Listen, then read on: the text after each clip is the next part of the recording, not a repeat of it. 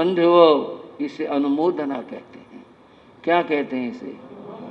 ये अनुमोदना है। कोई सेवा कर रहा है और उसको हमने धन्यवाद दिया मन में, धन्य आपको, आप इतना उत्तम काम कर रहे हो।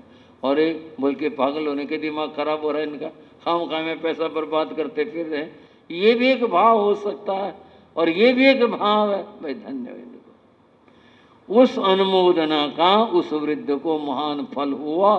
कथा में तो ये बताया गया कि उसने दीक्षा ले ली, दीक्षा लेकर आत्मकल्याण किया। ये कथा का वांतर भाग है। वो पांचों साथी चले वहां से, बोले भाई ये जो है कंबल, जो रतन कंबल है, ये कहाँ मिलेगा? ये देखो। बोले भाई ये मिलेगा किसी नगर सेठ के। हाँ जी भाइयों, किसी बड़े कपड़े वाले को वहाँ मिलेगा ये। चलो चलते। जो भी उनके समझ में आया वहाँ गए। वहाँ भी बात यूँ बनी।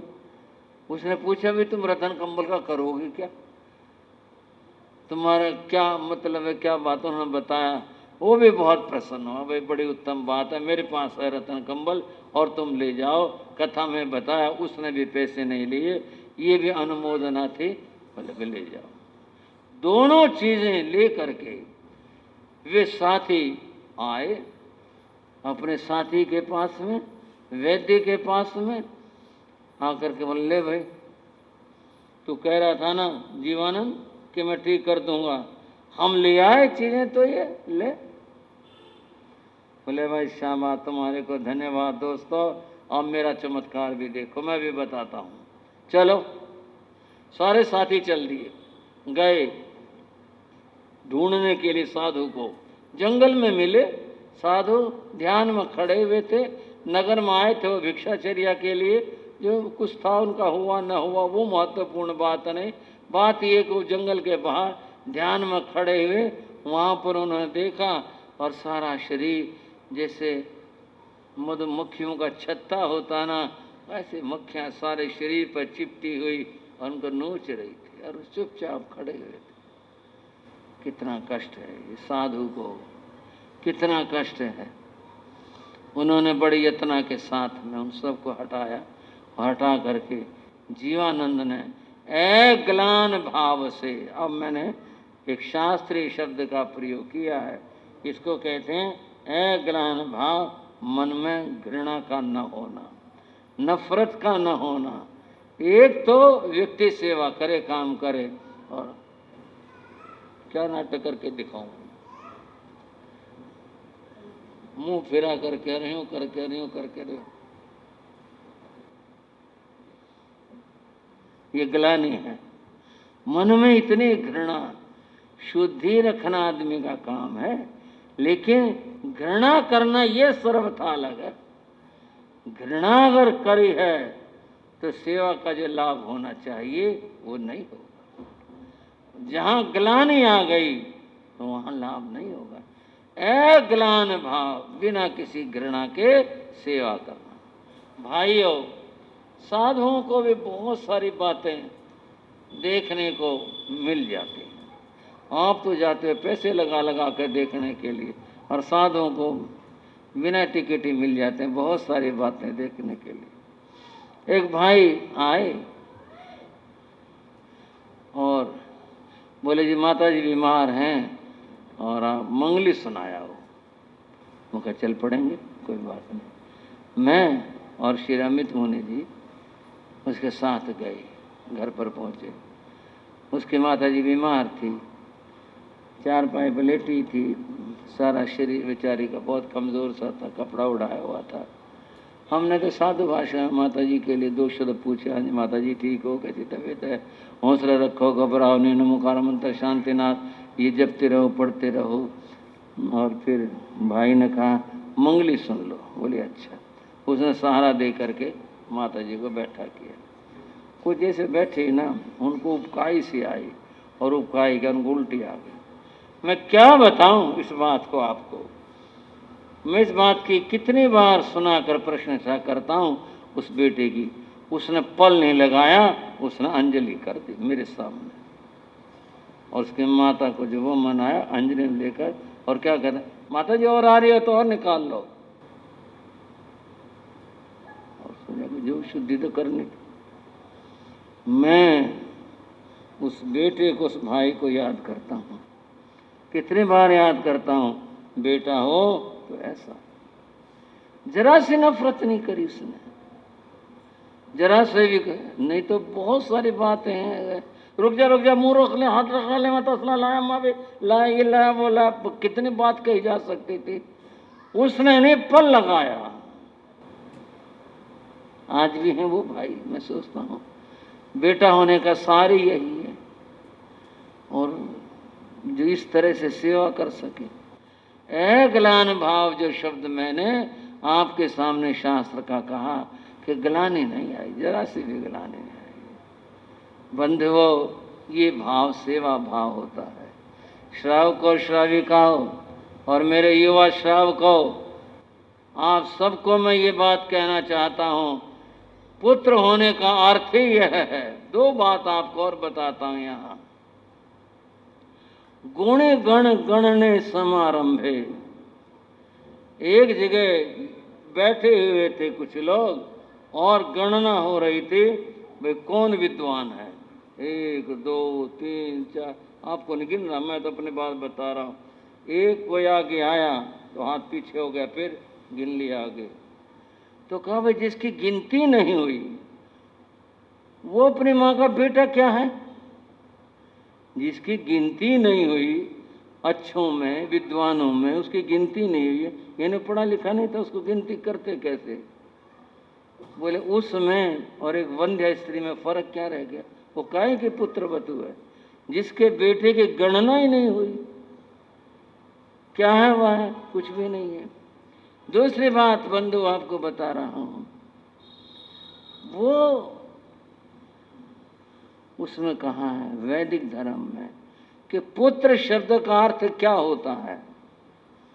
पुम त्रायते। हाँ जी विकास मुनि जी, किमर्थ है। हाँ, पुम त्रायते नरकात इति पुत्र है। जो पुम नाम नरक का, उससे अपने माँ बाप को निकाल ले, उसको पुत्र कहते हैं। अब नरक का अर्थ एक तो ये जो नरक स्थान विशेष है, दुख भी रोग भी नरक होता है। श्रावक को समझ लो, नरक एक तो वो नरक है, एक पीड़ा दुख रोग ये भी नरक है। जो उससे निकाल ले, अर्थात जो अपने माँ बाप की सेवा कर दे, उसका नाम पुत्र होता है। पुत्र शब्द का ये अर्थ है। पुम नरकात्रायते, जो दुख और नरक से निकाल ले, उसका नाम पुत्र है। बेटा दवाई नहीं आई मेरी, क्या होगा नहीं आई तो कल आ जाएगी, एक दिन में क्या फर्क पड़ गया। बंधु ये भी शब्दावली है, ये भी संवाद है। माँ ने कहा बेटा मेरे दवाई नहीं आई। बंधुओं, सच्चे पुत्र बनो, सच्चे बेटे बनो। और सच्चा पुत्र वह है जो कि सेवा करता है, अपने माँ बाप की सेवा करता है। सच्चा पुत्र उसे ही कहते हैं, वही होता है। और जिसने माँ बाप को दुख से नहीं निकाला, फिर वो मुझे मैंने पहली बात बताई, पुत्र में उसकी गणना ही नहीं होती, उसकी कोई गिनती नहीं है। काहे की गिनती इस बात की, जिसने उसको अपने माँ बाप को दुख से नहीं निकाला। बंधुओं, पुत्र होने का यही लाभ है, उसी को ही पुत्र कहते हैं। ग्रहण भाव की मैं बात कह रहा था कि मैंने जब देखा, मैं आज कई बार याद करता हूँ और मेरे मन से आशीर्वाद निकलता है कि धन्य ऐसे बेटे को जो अपने माँ बाप की ऐसी सेवा करते हैं, इस तरह सेवा करते हैं। आप सब उत्तम हो, पर आपको प्रेरणा दूंगा, आप भी ऐसे बनो। मैं नहीं कहता आपके माँ बाप बीमार पड़े, मैं कहता हूँ अगर कोई प्रसंग आता है, किसी भी प्रकार का प्रसंग आता है, सेवा की भावना इसी प्रकार आपके मन में, आपके जीवन में, आपकी भावनाओं में रहनी चाहिए, इस प्रकार होनी चाहिए। ग्रहण भाव से की हुई सेवा बड़ा महान फल देती है। ये वो सेवा है जिसकी बात मैं कर रहा था, तीर्थंकर बना दे जीव को, ये वो सेवा की चीज है, ये है वो वस्तु। वैसे तो मैं व्यक्तिगत बात क्या करूं, कभी कभी हम प्रधान जी से बात सुन लेते हैं, जैसी सेवा इन्होंने संतों की है, वृद्ध संतों की, मैं उसका प्रशंसक हूँ, बहुत प्रशंसा करता हूँ। इस तरह सेवा करना, इस प्रकार से सेवा करना बड़ा मुश्किल काम है। बंधुओं, आप सबके जीवन में इसी प्रकार से सेवा की भावनाओं के भी वृद्धि हो। बात आगे, जीवानंद वैद्य ने सेवा करे उन मुनि की, वो जिन कल्पी थे तटस्थ खड़े रहे, उन्होंने ना तो ये कहा मेरी सेवा कर दो, अब मेरे को आराम मिल रहा, मैं ठीक हूँ, वो अपने उसी रूप में खड़े रहे, मेरे को कष्ट हो रहा, ये क्या कर रहे हैं, वो तटस्थ हो खड़े रहे। उन छयों के छयों ने यथा क्रम जो करना था, तुम हाथ इधर करो, तुम ऐसा करो, सब ने जो मन से सेवा की, और फिर रतन कंबल उनको उठाया, उसे हटाया, ऐसा 3 बार उन्होंने किया। और तीसरी बार जब हुआ तो बंधुओं, उन मुनि की काया कंचन काया हो गई, स्वस्थ हो गई। वाह भाई वाह, जीवानंद ने कमाल कर दिया। बोले कमाल तुमने भी किया, इतनी बढ़िया चीज ले आए और सही ले आए। बोले नहीं, हम ले आए, ये योगदान तो है, लेकिन कमाल तेरा, तूने मुनि को स्वस्थ कर दिया, धन्य हो तुझे, महान फल होगा इसका। बोले भी सबके लिए होगा, मेरे लिए ही क्या होगा। इस तरह से वो मित्र और वो साथी वापस लौट आते हैं, अपने अपने घर कार्य में लौटने चले जाते हैं। मैंने बताया कि सेवा का कितनी बड़ा बात, कितना बड़ा फल, कितना बड़ा महत्व है, कितनी बड़ी बात है जीवन में। इस सेवा को फिर अपनी बात के उस सिरे पर लाता हूँ, सेवा परमात्मा को पाने का एक रास्ता है। इस रास्ते पर चलकर जीव आत्मा हम परमात्मा तक पहुँचते हैं, ऐसा है ये सेवा धर्म। इसीलिए कहा सेवा धर्मो परम गहनो, ये बहुत गहन है, इसको समझना चाहिए। सेवा का फल परमात्मा को पाना, परमात्मा स्वरूप को पाना तो है ही, सेवा का फल लौकिक भी बहुत है। सेवा करने वालों की बड़ी अपनी महत्ता और महिमा है। मैं तो कहानियाँ सुना लेता हूँ, एक कहानी आपको और सुनाता हूँ। एक बार एक गाँव में पंचायत बैठी थी,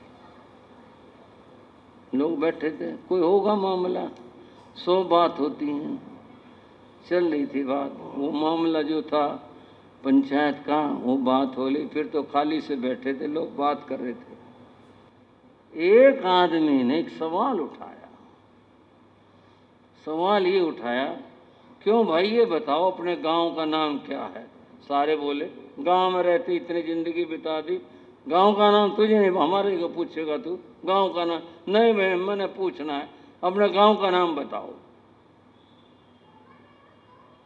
बोले सवाल हो तो बताएं, कुछ सवाल तो हो भाई, अपना गांव है? नहीं भाई नहीं। बोला मैं बताऊं? बोला तू बता दे, चल तू बता, क्या क्या नाम है, हमें नहीं पता होगा, पता चल जाए। बोले अपने गांव का नाम है रामदास का खेड़ा। बोले हाँ, फिर इसमें क्या बात है, सारे जानते हैं, बात नहीं, बात क्या बता, रामदास का खेड़ा। बोले खेड़ा तो समझ में आ गया, गाँव, ये रामदास क्या चीज है, इसका तो पता चले, ये रामदास क्या चीज है। रामदास है भाई, तो ये किसने रखा नाम रामदास, कब से चालू हुआ, कौन से रजिस्टर में है, ये किस में लिखा है भाई इस गांव का नाम जो है रामदास का खेड़ा। बोले भाई ये तो यूँ लग जाते हैं नामों के साथ में। हरियाणा के बाद 2 आदमी जा रहे थे, दोनों मिलने वाले थे आपस में। एक गांव है हरियाणा में, हाँ जी, एक गांव है, उसका नाम है खांडा, गांव का नाम है। उसके पास एक और गांव, उसका नाम है खेड़ी। एक खांडे का था, एक खेड़ी का था। ये भगत जी महाराज की कथा है, सुना है। दोनों जा रहे थे, आगे कोई आदमी है, राम राम राम राम भाई, कहाँ रहो? वो बोला वे खंडर रहा। बोले अच्छा। आगे फिर यही बात है, वो बोला खंडर रहा। वो खेड़ी वाला बोला क्यों भाई, तू खेड़ी का नाम नहीं लेता, खंडे का नाम ले, अपना अपना गाँव का नाम बताओ, हमारे गाँव का नाम भी बताया कर। बोले आगे तू बता लियो। बोले मैं बताऊँगा। आगे कोई और मिल गया, राम राम बोए। बोले कहाँ रहो? बोला खेड़ी। बोला कौन सी खेड़ी? बोले ले अपने बापू का नाम। बोले ले अपने बापू का नाम। खंडा खेड़ी बोलना पड़ेगा, खंडा तो फिर भी आया होगा, खेड़ी के साथ तो लगेगा। ये पंजाब में तो माजरे, हरियाणा में खेड़ी, और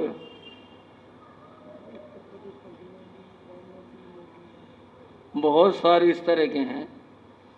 वो जो बात में कहने लग रहा था, वो बोला भाई खेड़ा खेड़ी इतना में, बोला भाई ये रामदास कहाँ से आया। एक आदमी बोला भाई मैं बता दूं रामदास कहाँ से आया। बोले तू बता दे। रामदास जो खेड़े हमारे गांव के साथ आया, ये आया कहाँ से।